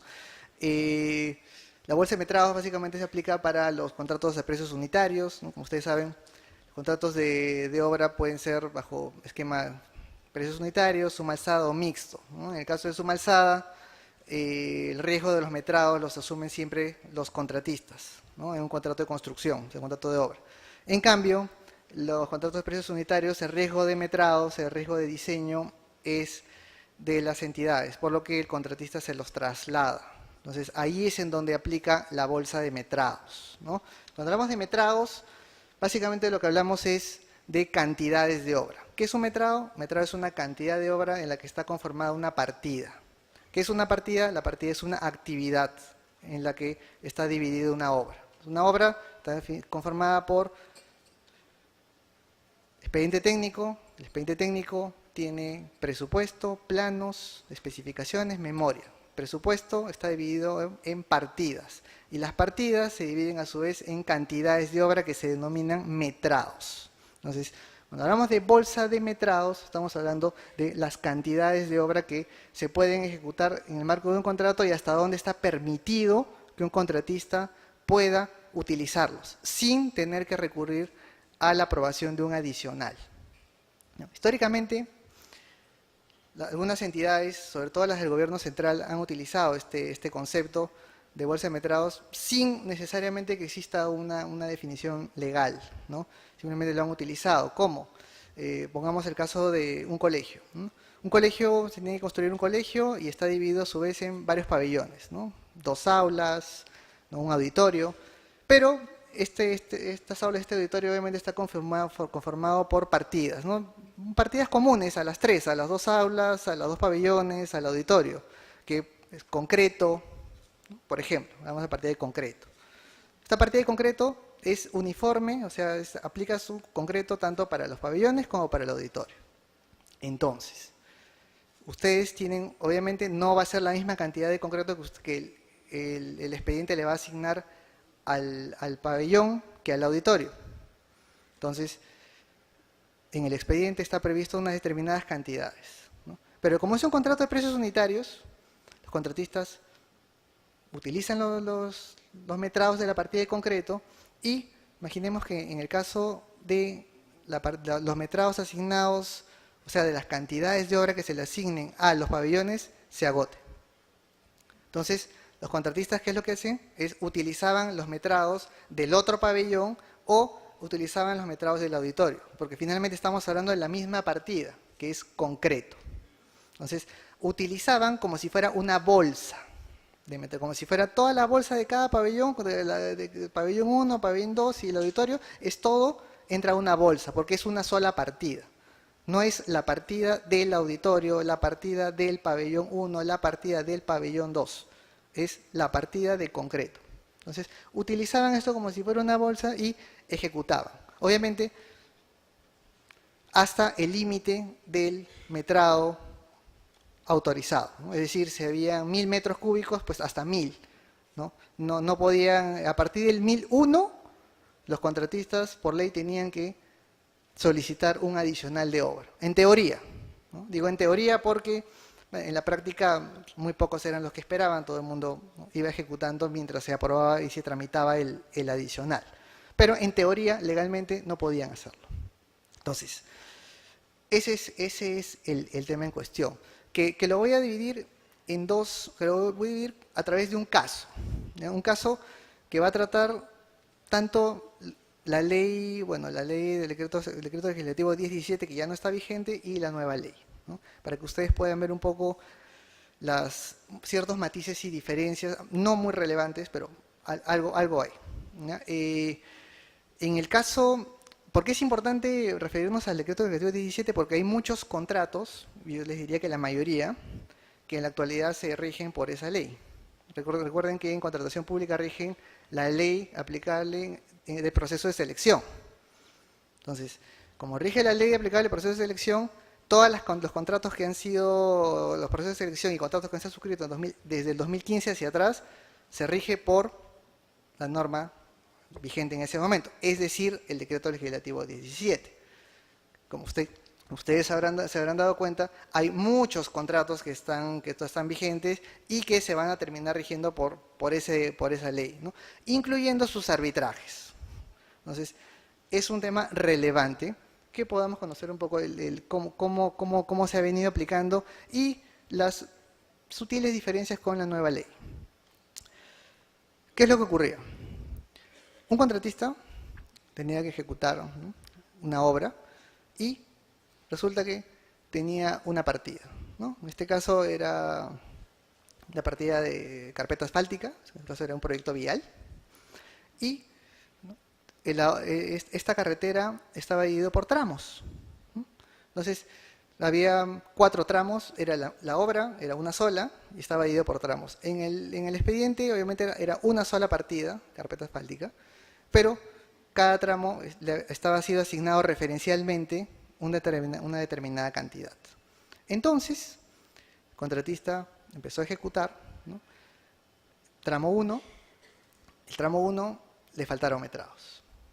Entonces, pero el tramo 2 tenía metrados en exceso, ¿no?, porque para esto, o sea, los tramos no necesariamente se ejecutan uno culminado después del otro, se pueden ejecutar al mismo tiempo. Entonces, el contratista, cuando se dio cuenta de que el tramo 2 tenía metrados en exceso, bueno, el metrado de la planilla referencial, entonces dijo, bueno, fue donde la entidad, y la entidad le dijo, bueno, apliquemos la bolsa de metrados. El problema surgió en la valorización. Cuando ya el contratista había ejecutado, surgió el problema de la valorización, porque bueno, el supervisor dijo, oye, pero ¿y cómo vamos a hacer con estos metrados que en realidad no, supuestamente, no estaban en la planilla del tramo? La entidad le dice, no, pero apliquemos bolsa de metrados. Entonces, el supervisor le dice, no, pero la bolsa de metrados no está regulada en ningún lado. Entonces, ¿qué se le ocurrió al contratista? Bueno, pidámosle una opinión al OCE, ¿no?, que es el organismo supervisor de contrataciones del Estado. Pidámosle una opinión al OCE, que, bueno, por ley, ellos son los que interpretan la ley de contrataciones de modo general. Entonces, el contratista fue y le pidió una opinión al OCE. Y el OCE emitió la opinión 077/2015. ¿no? Y esta opinión es muy conocida porque lo que hace es regular y tratar la bolsa de metrados, ¿no? ¿Y qué es lo que dijo el OCE? Concretamente, en la opinión 077/2015, lo que dijo fue: los metrados pertenecen a la partida. Los metrados no pertenecen al tramo 1, al tramo 2 o al tramo 3, en que se subdivide la obra. Los metrados son de la partida. En consecuencia, si se tiene que tramitar un adicional, se tiene que tramitar un adicional porque faltan metrados en la partida. La partida. Entonces, es decir, lo que decía el OCE en la opinión 077 es reconocer la bolsa de metrados. Ahora, ¿y por qué fue que en ese momento el OCE llegó a esa determinación, ¿no? Además de un análisis jurídico, ¿no?, de que en realidad la definición de adicional de obra de la ley de contrataciones siempre hace referencia a la falta de metrados de una partida, no hace referencia a la falta de metrados de un sector o de un tramo, siempre habla de la partida. Además de eso, Y es que se habían presentado problemas en adicionales de obra que habían excedido el 15%. ¿Qué pasaba? Habían contratos, como ustedes saben, la ley de contrataciones prevé que los adicionales de obra que superen el 15% del monto original de contrato tienen que ser aprobados por la Contraloría General de la República. Entonces, habían casos donde habían adicionales que superaban el 15%, se iban a la Contraloría y las entidades que estaban en estos casos pues no aplicaban bolsa de metrados, ¿no? Y cuando iban donde la entidad les decía, oye, pero ¿por qué yo te deniego el adicional? Porque tú tienes metrados en la partida. Es decir, lo que decía la Contraloría en años 2013 y 2014 prácticamente es, oye, no tramites adicionales cuando tienes metrados disponibles. Eso era lo que decía la Contraloría, 2013-2014. Entonces, pero esto no era un problema simplemente, es un problema, bueno, la Contraloría le dijo eso, no, obviamente era un problema que tenía consecuencias. ¿Y por qué tenía consecuencias? Porque el tener que ir a la Contraloría General de la República supone que la obra tenga que estar paralizada o que esos metrados no se puedan ejecutar, porque por ley el contratista no puede ejecutar un metrado hasta que no sea autorizado por la Contraloría. Es decir, esos metrados, esas obras tenían que estar paradas. ¿Paradas para qué? ¿Paradas para qué? Para que al final la Contraloría diga, no es necesario acá el adicional, no te puedo aprobar adicional porque no lo necesitas, porque tienes metrado disponible para eso. Entonces, evidentemente eso motivaba que después los contratistas solicitaran ampliaciones de plazo, con gastos generales, ¿no? Y demandara pues mayores recursos, finalmente, del erario público. Entonces, eso era lo que ocurría. Entonces el OCE dijo, no, regulemos la bolsa de metrados. ¿Qué ocurrió? Vino la bolsa de metrados, vino la opinión 077, entonces vino la valorización, o las valorizaciones, porque fueron varias, y se pagaron las valorizaciones, y resulta que, bueno, para un poco de mala suerte de la obra y del contratista, esta obra también superó el 15%. Los adicionales superaron el 15% del monto original del contrato. Entonces, el contratista tuvo que irse a la Contraloría General de la República. Pero, obviamente entre el 2013 y el 2016, cambian los funcionarios. Entonces, a veces cuando cambian los funcionarios, cambian los criterios, ¿no? Entonces, ¿qué había pasado? Que ya la Contraloría tenía un criterio diferente. El criterio de la Contraloría es ya no creer en la bolsa de metrados.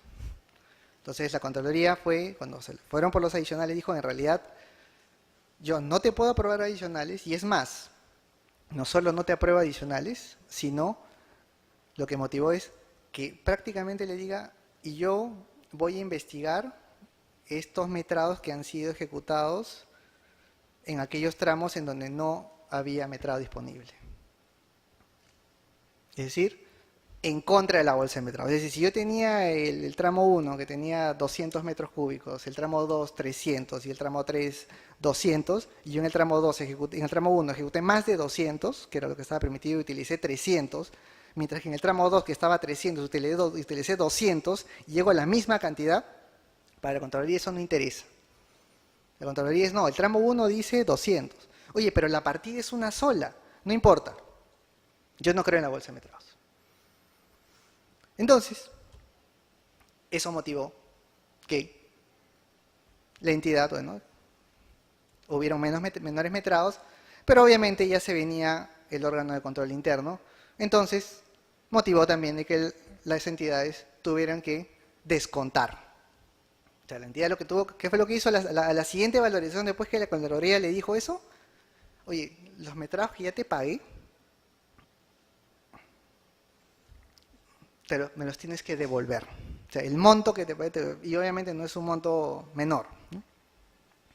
Entonces, todo ello porque no hay una regulación de lo que es la bolsa de metrados, ¿no? No la hubo, no lo hay, y hay diferentes criterios, ¿no? Y hay diferentes criterios. Entonces, son diferentes criterios entre las mismas entidades del Estado, ¿no?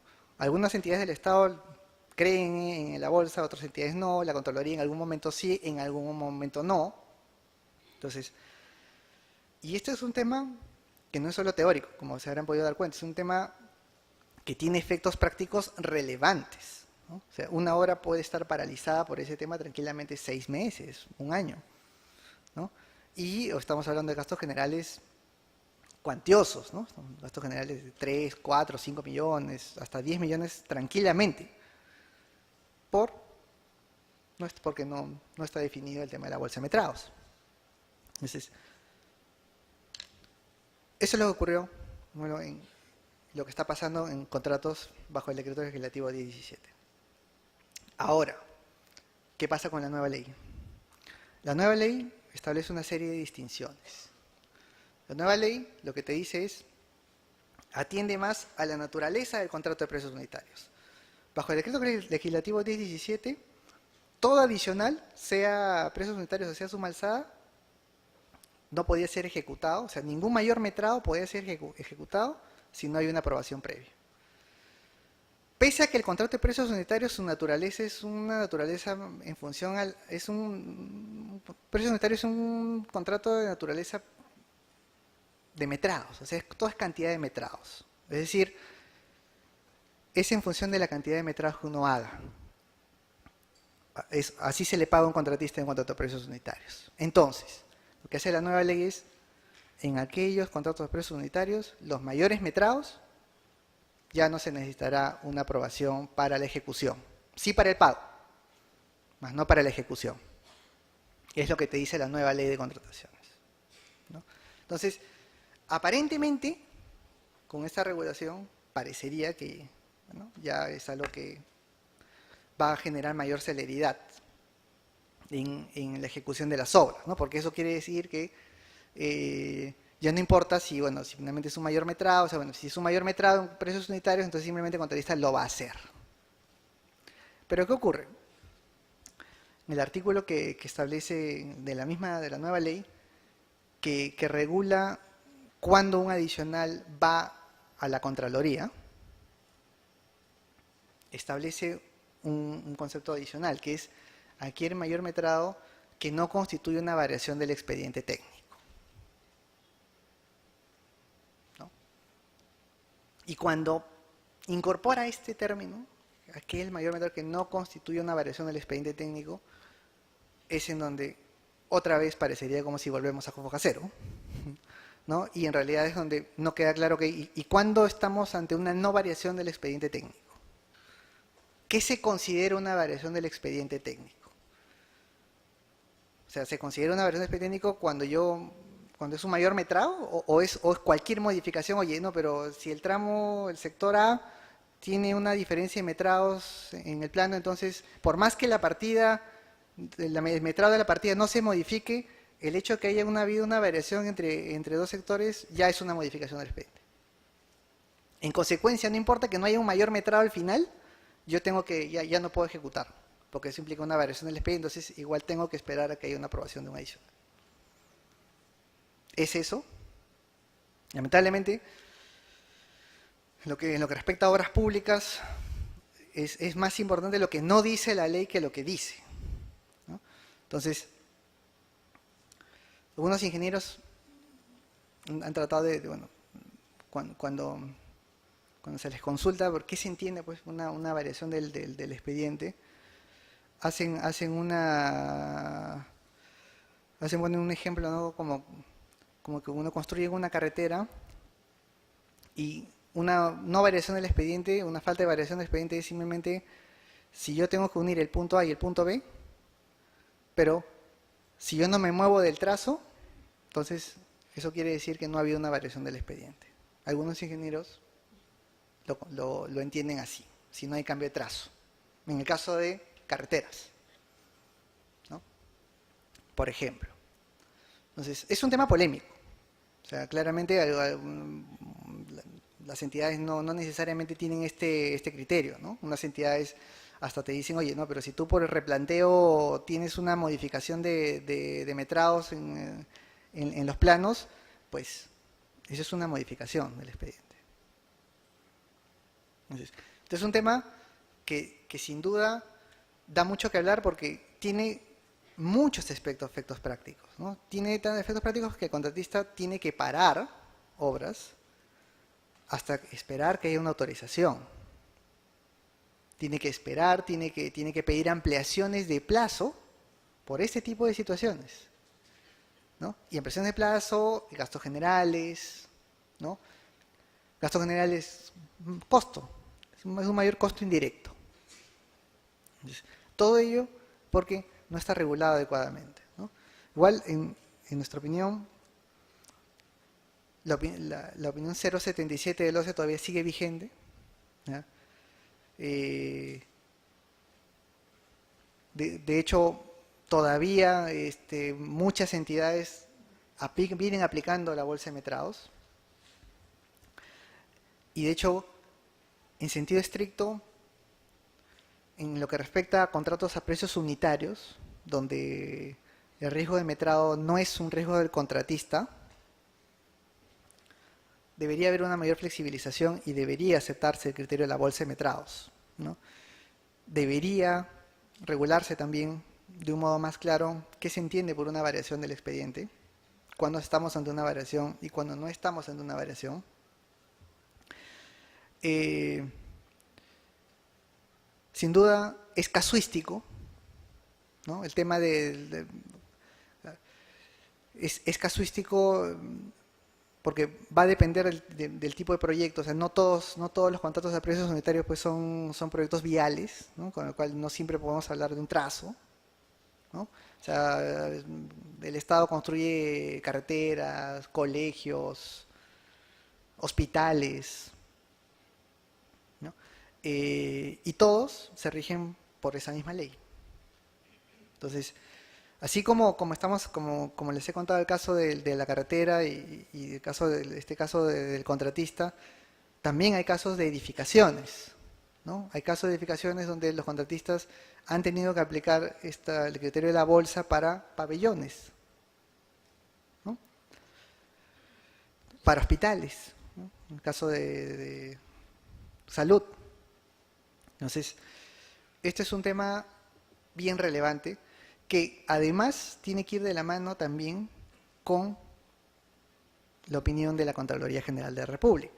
Porque como les he contado, la entidad puede decir una cosa, pero en las obras públicas, por una sola opinión de un órgano de control interno, puede hacer que una obra pase del día a la noche, ¿no? Es así de dramático, ¿no? O sea, tú una obra te aprueban ampliaciones de plazo, te aprueban adicionales, viene el control, la OSI te emite un informe, te dice, mira, acá hay problemas, y el funcionario automáticamente, de un momento a otro, ya no te aprueba ampliaciones, ya no te aprueba adicionales. Entonces, de hecho, condiciona la Contraloría General de la República la actuación de los funcionarios. Y lo hace también porque, obviamente, no hay predictibilidad en las normas. La ley de contrataciones no te dice nada al respecto, ¿no? Y si lo hace, cuando lo ha intentado en el caso de la nueva ley, no lo ha hecho de modo completo y total, ¿no? Cuando parecería que ya te dice, no, precios unitarios, los mayores metrados son permitidos, después te dicen siempre y cuando no constituyen una variación del expediente técnico. No te dice qué significa eso. Entonces, conclusión, al día de hoy es incierto todavía el panorama respecto de la viabilidad y la validez de la bolsa de metrados. Las entidades, le hace el Ministerio de Transportes y Comunicaciones, lo aplican en algunos casos de forma arbitraria, discrecional, y en otros casos no, ¿no? Si llega a la Contraloría, si no llega a la Contraloría, los gobiernos regionales, algunos lo aplican. Y creo yo que finalmente lo que está detrás, ya como reflexión final, es ¿por qué habría de permitirse la bolsa? ¿Por qué finalmente, qué es lo que está detrás de considerar que un adicional solamente surge cuando hay un mayor metrado en la partida total, en la partida de la obra, y no cuando hay un sector. Porque finalmente las normas de contratación pública son rígidas. Las normas de contratación pública están destinadas para que primero haya una aprobación de la entidad, de un funcionario, y después el contratista haga. Entonces, si lo que se quiere es un contrato de precios unitarios, donde el contratista se le va a pagar lo que efectivamente hace, no tiene mucho sentido que no se aplique el criterio de la bolsa de metrados, ¿no? Este criterio obviamente de ninguna manera puede ser aplicable para un contrato a suma alzada, pero sí tiene perfecta lógica para un criterio, para un contrato de precios unitarios. Más aún cuando en estos contratos la inobservancia, no aplicar la bolsa de metrados, implica demoras en la obra, que además de las ampliaciones de plazo y los gastos generales que trae, que ello viene como consecuencia, trae que la misma obra no pueda estar terminada, ¿no? Lo cual trae una serie de perjuicios, ¿no? Sobre todo porque eso significa que la carretera no estará lista, eso significa que el colegio no estará listo, eso quiere decir que el hospital no estará listo, que en general las obras no estarán culminadas por esto, ¿no? ¿Por qué? Porque no todos los contratistas se arriesgan a aplicar la bolsa de metrados ahora, aun cuando las entidades les dicen no apliquen la bolsa. ¿Por qué? Porque no todos los contratistas tienen la espalda para poder soportar también un arbitraje cuando no les paguen o cuando les descuenten. Porque obviamente, en el caso que les comenté, ese es un tema que se llevó a arbitraje. No todos los contratistas pueden soportar pues, un arbitraje de 2, 3 años con lo que ello implica, ¿no? Costos de abogado, tribunal arbitral y sobre todo las fianzas de fiel cumplimiento, tener que renovarlas constantemente, además de la línea de crédito que se les ve afectada. Entonces, sin duda, que haciendo un análisis costo-beneficio es mucho mejor que este criterio sea aceptado y que sea recogido, ¿no? Que esperemos con el paquete que va a salir pronto, donde se va a modificar la ley de contrataciones, se diga algo al respecto, aunque lo dudo. Bien, muchas gracias.